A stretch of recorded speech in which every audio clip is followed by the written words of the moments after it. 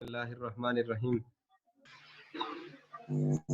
Before going forward, if there is any question regarding previous lecture, so please ask. Yasin अगर कोई question हो तो आप पूछो, क्योंकि ये नहीं करना है, आपने समझना है.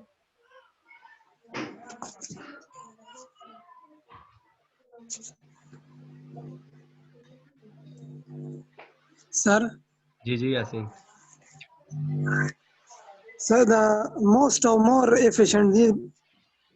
मोस्ट और मोर एफिशिएंट. ठीक, मैं पीछे गया. मोस्ट और मोर एफिशिएंट. कल हम एनपीवी पढ़ रहे थे. एनपीवी में हमें पता लगा कि NPV positive net social benefit की तरफ लेके जाता है, लेकिन वो पॉजिटिव मोर तो हो सकते हैं पर मोस्ट नहीं हो सकते हैं. फिर हमने ये ग्राफ पे डिस्कशन की. लेट्स सपोज आपके पास 4 प्रोजेक्ट हैं. प्रोजेक्ट 1 का नाम है Q1. ये Q1 प्रोजेक्ट 1 है. ये प्रोजेक्ट 2 है. ये प्रोजेक्ट 3 है एंड ये प्रोजेक्ट 4 है. लेट्स सपोज ये आउटपुट ऑफ द प्रोजेक्ट है. जितना प्रोजेक्ट के लिए रिसोर्सेज ज्यादा होंगी उतना आउटपुट बढ़ता जाएगा प्रोजेक्ट का. 4 किस्म के आपके पास प्रोजेक्ट है. वो स्केल डिपेंड कर रहा है, आउटपुट डिपेंड कर रहा है वो उसके रिसोर्सेज पे. अगर आप प्रोजेक्ट के लिए ज्यादा पैसे हैं तो Q1, अगर सबसे कम पैसे हैं तो Q1, Q2, Q3 और Q4. ये स्केल के साथ बढ़ रहा है और स्केल के साथ इसके एक्सपेंसेस भी बढ़ रहे हैं. लेट्स सपोज गवर्नमेंट के पास चारों प्रोजेक्ट के पैसे हैं, चौथे प्रोजेक्ट तक गवर्नमेंट के पास पैसे हैं, लेकिन गवर्नमेंट को किस तरह पता लगेगा कि इन पैसों का बेहतरीन इस्तेमाल करना है to the society, efficient allocation of the society करना है. तो ये ग्राफ हमें बताता है कि सबसे बेहतरीन एलोकेशन ऑफ रिसोर्सेज जो होता है इस ग्राफ के मुताबिक वो इस गैप के दरमियान में होता है. यहाँ पर बेनिफिट और कॉस्ट के दरमियान सबसे ज्यादा फर्क है, जबकि इसके नीचे देखो तो ये फर्क कम है, ये उससे भी कम है, और अगर आगे जाओ तो ये फिर कम हो रहा है. तो इसका मतलब है ये बाय चांस तो निकल आ सकता है. ये this is called most efficient allocation of resources. यानी जो प्रोजेक्ट 3 के लेट सपोज क्वांटिटी 1 10 रुपए चाहता है, एक प्रोजेक्ट 20 रुपए चाहता है, 30 और 40. ये गवर्नमेंट एवेल्युएट करनी चाहिए कि 10 रुपए वाला प्रोजेक्ट करूं, 20 रुपए वाला प्रोजेक्ट. आसानी के लिए 10 रुपए मैंने कर दिए. लेट सपोज आप 10 मिलियन 20 मिलियन, तो 10 रुपए वाला प्रोजेक्ट, 20 रुपए वाला प्रोजेक्ट, 30 रुपए वाला प्रोजेक्ट या 40 रुपए वाला प्रोजेक्ट. काइंडली अपनी वीडियो ऑफ कर दें. तो कौन सा प्रोजेक्ट गवर्नमेंट करना चाहती है? तो गवर्नमेंट के पास रिसोर्सेज तो है, प्रोजेक्ट वो किस तरह करेगी सीबीए के पॉइंट ऑफ व्यू से? रिसोर्सेज का बेहतरीन utilisation on the basis of society करनी है, सोसाइटी के लिए उसका बेहतरीन इस्तेमाल हो. तो ये ग्राफ हमें कहता है इन प्रोजेक्ट में सोसाइटी के लिए बेहतरीन इस्तेमाल जो है वो ये सर्कल वाला है, जो तीसरा नंबर प्रोजेक्ट है, ये बेहतरीन इस्तेमाल करता है. तो गवर्नमेंट के पास 30 रुपए भी है, 40 भी है, 20 भी है, 10 भी है, सारे पैसे उसके पास है. लेकिन ये एवोल्यूशन जरूरी नहीं है कि आपकी एवोल्यूशन निकल आए कि आपकी एवोल्यूशन प्रोजेक्ट 3 निकल आ गई. तो इसका मतलब है जो एवोल्यूशन होता है, अगर आपने सिर्फ ये 2 प्रोजेक्ट एवोल्यूएट किए, तो एनपीवी आपको मोर एफिशिएंट की तरफ लेके जा सकता है, पर मोस्ट एफिशिएंट की तरफ नेसेसरी नहीं है. वो बाय चांस आ सकता है. वो क्या आ सकता है? बाय चांस आ सकता है. तो मोर और मोस्ट. और कुछ स्टूडेंट? Yes sir. मैं तकरीबन 10 मिनट बाद अटेंडेंस का पिक्चर लूंगा. अच्छा यासीन, फिर हम कल यहाँ पर थे, कुछ तस्वीरों की खामियों की वजह से. अच्छा, काइंडली आप ऐसा करो, अपने लिए बुक अरेंज कर लो स्टूडेंट. मैंने आपको बोला था, हमने 3 दिन क्लास भी ली थी कि यार इवन अरसलान ने बुक भी निकाल ली लाइब्रेरी से उसी दिन, फोटोकॉपियां भी कर ली हैं, पर आप माशाल्लाह पेपर के दिन अरेंजमेंट करोगे. अच्छा चलो, वो आपका मसला है. ब्यूरोक्रेटिक जी, बुक मैंने आपको रेफर की थी ना, लाइब्रेरियन में पढ़ी है. हाँ शाबाश अलग यासीना. Yes sir. जिसके पास बुक है काइंडली ऐसा करे. अरसलान शायद वो उस बेचारे का कोई मसला है, टाइम नहीं दे रहा है. एक ये जो एक साइड है ना, दोनों साइड नहीं, एक साइड का क्लियर पिक्चर लो, फिर दूसरी साइड का लो. बेशक 2-3 चैप्टर कर लो आहिस्ता आहिस्ता, लेकिन एक बंदा ये करके मुझे व्हाट्सएप में शेयर कर दे. ठीक है। Yes, sir. पेज ठीक है सर. د बुक تشیو پاڼې باندې خو مزیدار زچا کیمرا خشتي فوکس وکړي چې تصویران جوړ کړي هغه بیا هغه کیم سکینر کې واچي چې بوک ته نه جوړ شي هغه ما سره شیر کړي بهشکه 2-3 چپټر وکړي بیا ورو زو چې هغه کو بیا ودا زوم ٹھیک ہے حسیب یا یاسین میں آگے بڑھ رہا ہوں. اچھا یاسین ہمارا Yes. اگلا ٹاپک ہے bureaucratic and political lenses. Lenses means شیشہ. بیوروکریٹک اور پولیٹیکل اس سی بی اے کو کس طرح دیکھتے ہیں کیونکہ سی بی اے جو ہے پبلک ریسورسز کی ایفیشینٹ یوٹیلائزیشن ہے پبلک ریسورسز تو بیوروکریٹ اور پولیٹیشین کرتے ہیں ریسورسز کا استعمال تو وہ اس کو کس طرح دیکھتے ہیں. تو یہ اگر آپ کو یہ ریڈ لائن کاما نظر آ رہا ہے یہ ریڈ یہاں سے میں پڑھنا شروع کر دیتا ہوں یہ ایک لائن بھی میں لگا دیتا ہوں. یہ bureaucrats role have a strong influence on what they think CBA is. Bureaucrat کا سی بی اے کے بارے میں بڑا مضبوط انفلوئنس ہوتا ہے ان کا سی بی اے پہ وہ بہت اثر انداز ہوتے ہیں کیونکہ وہی لوگ ہوتے ہیں جو گورنمنٹ کے ریسورسز کے استعمال میں ایڈمنسٹریٹر کا کام کرتے ہیں. تو جو بیوروکریٹ ہوتے ہیں وہ کیا سوچتے ہیں سی بی اے کے بارے میں تو یہ زیادہ اہم ہے کیونکہ انہی لوگوں نے یہ سارا کام کرنا ہے.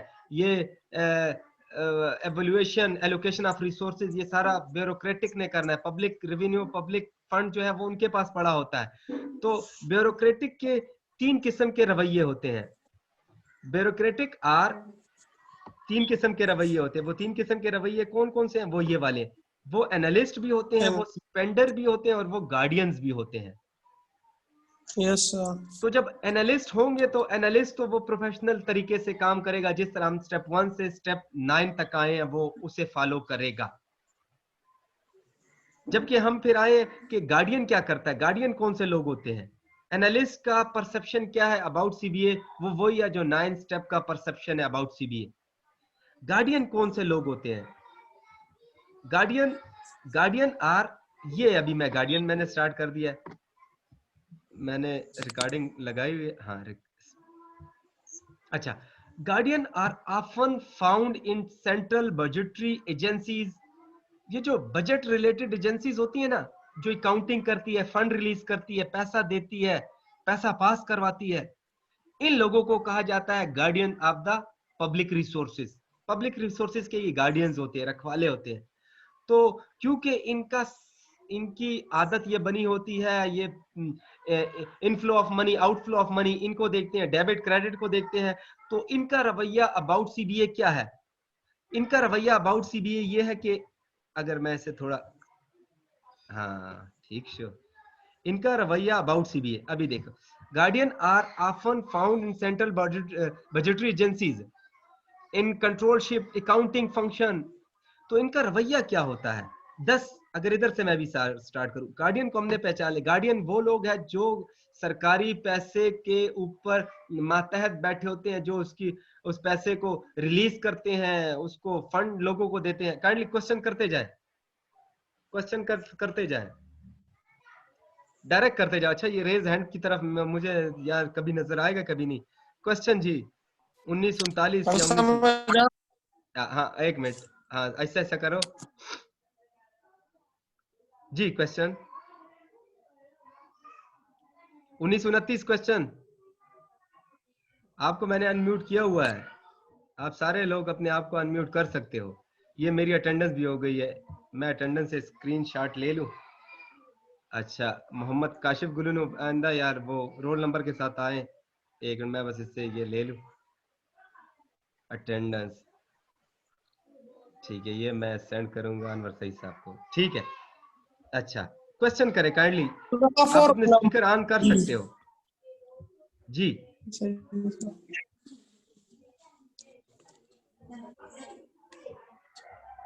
جی student kindly ask any question regarding guardians or analyst. بولیں شاباش. میں جاؤں اچھا میں آگے بڑھ رہا ہوں ٹھیک ہے میں آگے بڑھ رہا ہوں. کائنڈلی پھر کوشچن نہ ہو تو ویسے تنگ نہ کیا کرے. اچھا آگے میں بڑھ رہا ہوں. تو زیب عالم پھر کیونکہ یہ पब्लिक रिसोर्सेज ब्यूरोक्रेट के पास पड़ा होता है, तो ब्यूरोक्रेट के 3 किस्म के रवैये होते हैं। वो एनालिस्ट भी होते हैं, वो गार्डियन भी होते हैं, वो स्पेंडर भी होते हैं। एनालिस्ट, जो जिनका एनालिस्ट का रवैया है, जो प्रोफेशनल होंगे, वो true spirits, proper steps of CBA को फॉलो करके उसके मुताबिक वो सीबीए की नेट सोशल बेनिफिट निकालेंगे। जबकि गार्डियन क्या करते हैं, गार्डियन क्योंकि हमें पता लग गया इनका काम क्रेडिट डेबिट के साथ है, inflow of money, outflow of money, तो ये क्या सोचते हैं सीबीए के बारे में? 10, तो ये सोचते 10, they engage in revenue expenditure analysis, क्योंकि ये अमूमन रेवेन्यू एक्सपेंडिचर एनालिसिस की में इसका इनका सारी एक्सपीरियंस होता है। तो ये कहते हैं जो पैसा हुकूमत के इस प्रोजेक्ट से हुकूमत के खजानों में आएगा, चाहे किसी भी हो, चाहे प्रोविंशियल खजाने में, हुकूमत के खजाने में जो पैसा आएगा उसे ये कहते हैं रेवेन्यू, और जो हुकूमत के खजाने से इस पे खर्च लगने के लिए जाएगा उसे ये कहते हैं एक्सपेंडिचर कास्ट।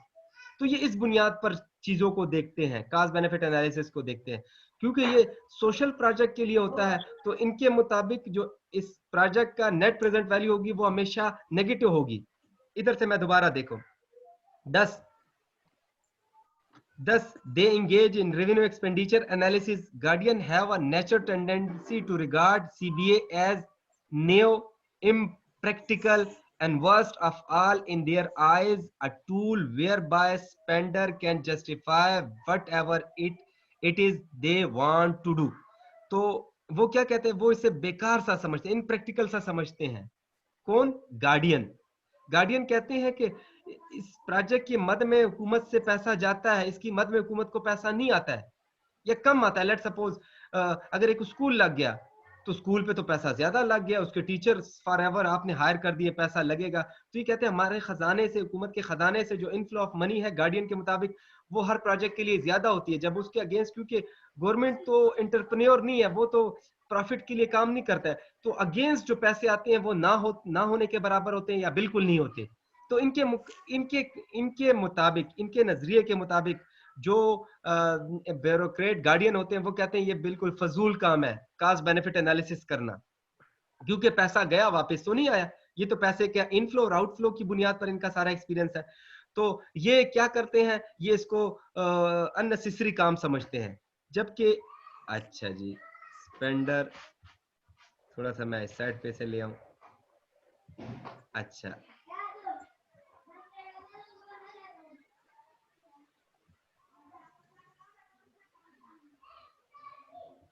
अच्छा, ये गार्डियन का पर्सपेक्टिव था। तो फाइनली ये अभी मैं इधर आ गया, गार्डियन का पॉइंट हम निकाल रहे हैं। What is the perception of bureaucratic regarding CBA when they are performing their duty as an analyst, when they are performing their duty as in guardian, when they are performing their duty as in third one क्या है, as in Spender.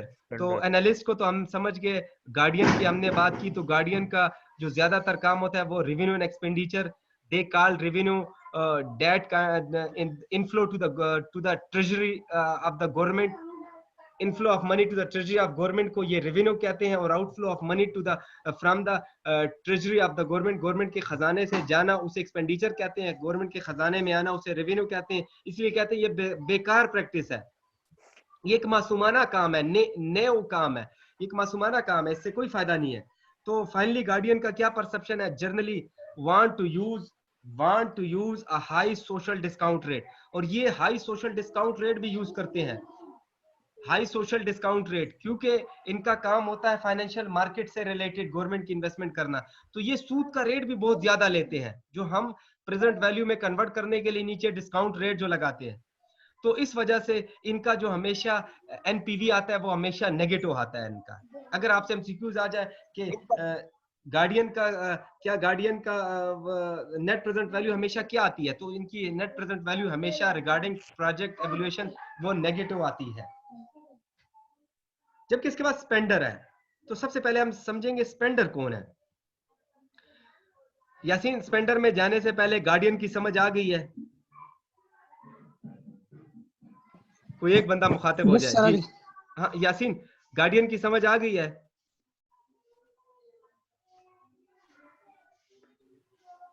हाँ Haseeb, Yes, sir. अच्छा हसीब ये बताओ, guardian क्या सोचते हैं CBA के बारे में और क्यों सोचते हैं? हाँ ज़ेब आलम, गार्डियन क्या सोचते हैं अबाउट सीबीए एनालिसिस और क्यों सोचते हैं?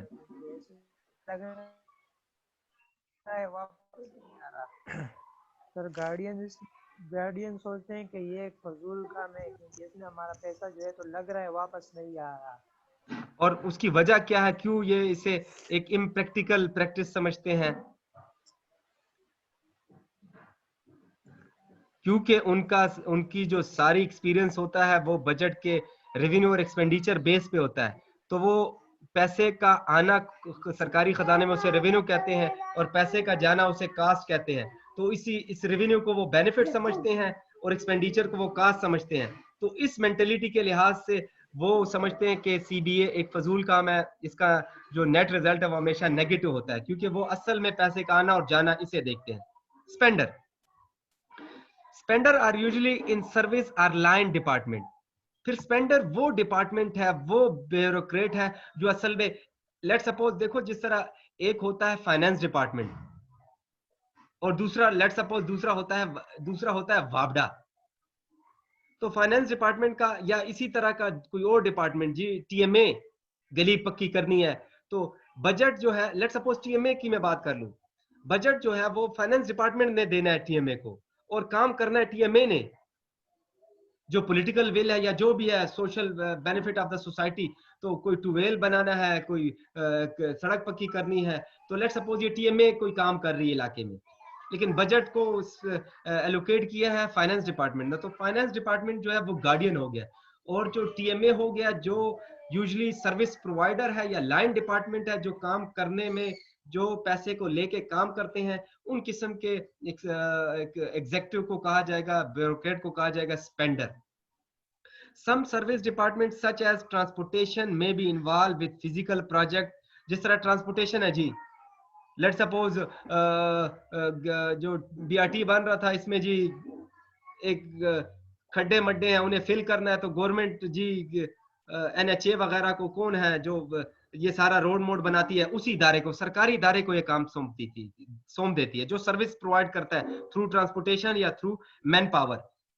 तो while social service department such as health, जिस तरह अभी हेल्थ है, अस्पताल वाले तुम्हें सर्विसेज प्रोवाइड करते हैं, जिस एजुकेशन है, और हमारा जो हम पे जो इनफ्लो और आउटफ्लो है, उसे वो गार्डियन किस तरह देखते हैं कि यार ये तो बस प्रोफेसर को तनख्वाहें दे रहे हैं, इसके मद में ट्यूशनों बच्चों से पैसे नहीं आए, वो उसे इस तरह देखते हैं सीबीए को।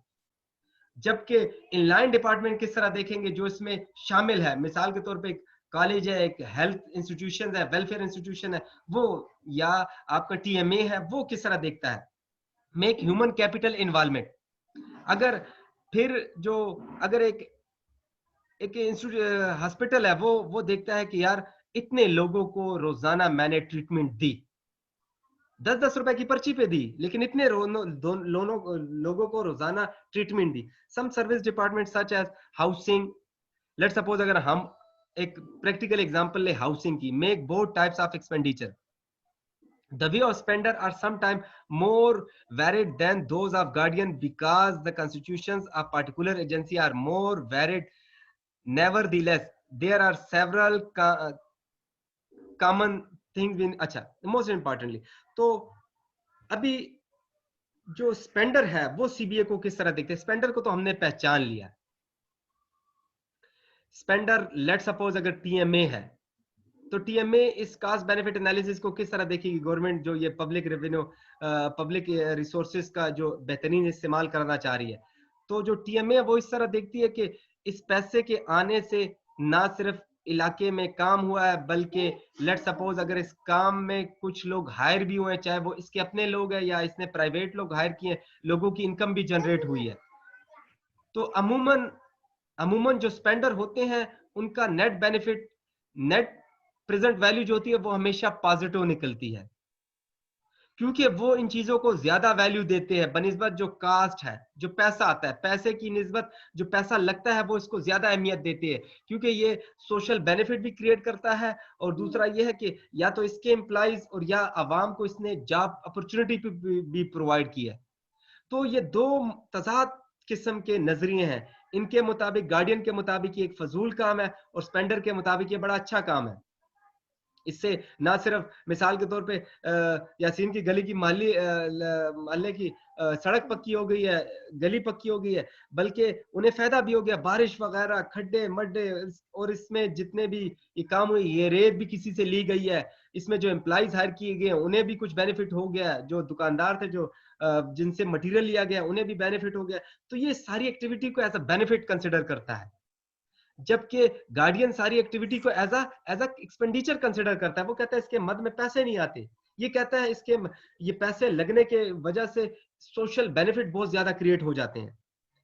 तो जो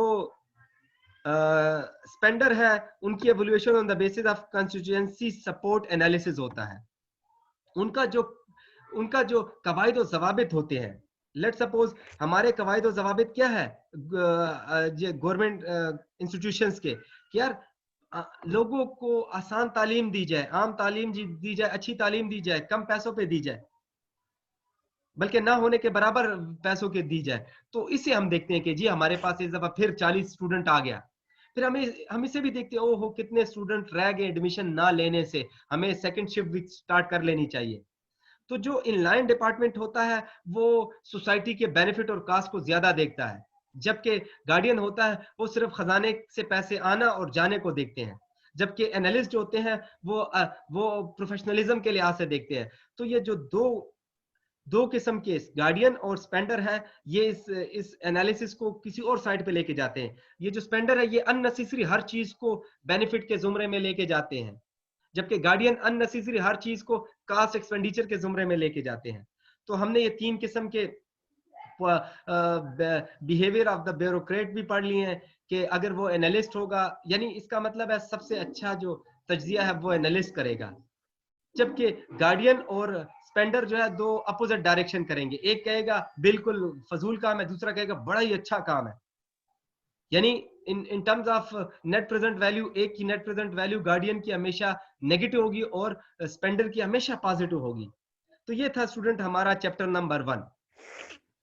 इसमें काइंडली अगर आपने कुछ पूछना हो, हम चैप्टर नंबर 2 की तरफ जाते हैं। ये वही पेज है जो अरसलान ने 2-3 दफा इसका पिक्चर ली है कि साफ सुथरा नजर आए। काइंडली कोई क्वेश्चन पूछें, फिर मैं जाने लगा हूं चैप्टर नंबर 2 की तरफ। कि आज चैप्टर नंबर 2 में हम चैप्टर नंबर 2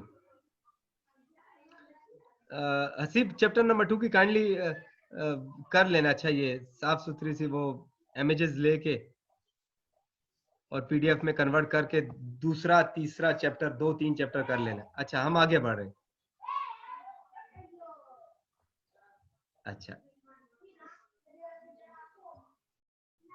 अच्छा ये है हमारे पास चैप्टर नंबर 2। चैप्टर नंबर 2 यहां से स्टार्ट होता है। चैप्टर नंबर 2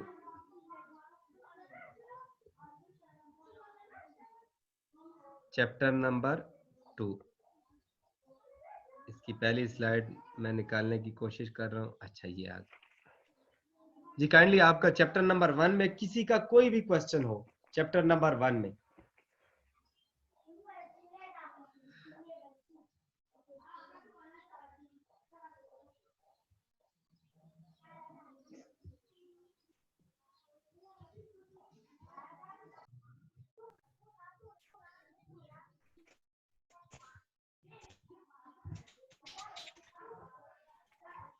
अच्छा स्टूडेंट, कास्ट बेनिफिट एनालिसिस। मैं दोबारा अटेंडेंस की तरफ चला जाता हूं, अगर कोई और आया है। मैं 10-15 मिनट के बाद दोबारा अटेंडेंस की तरफ नहीं जाऊंगा। मैं पिक्चर लेता हूं।